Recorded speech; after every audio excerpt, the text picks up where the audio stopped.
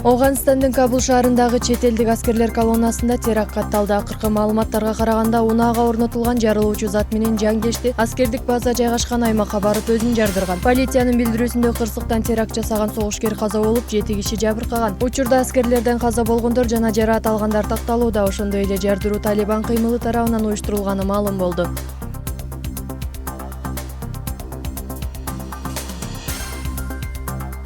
Ирактын аскердик учактары Ислам мамлекетине карата сокку урду. Бийлик өкүлдөрүнүн билдирүүсүндө аталган уюмдун башчылары Анбар провинциясындагы Карабла шаарында жыйын өткөрүп жатышкан. Алар жайгашкан имаратка жиберилген аба соккуларынан каза болгондор жана жараат алгандар азырынча айтыла элек. Айрым маалыматтарга ылайык, Ислам мамлекетинин башчысы Аль-Багдади качып кутулган. Бирок кийинчерээк Twitter социалдык тармагында Аль-Багдадиге чабуул жасалган эмес, ал жалган маалымат деген билдирүү тараган.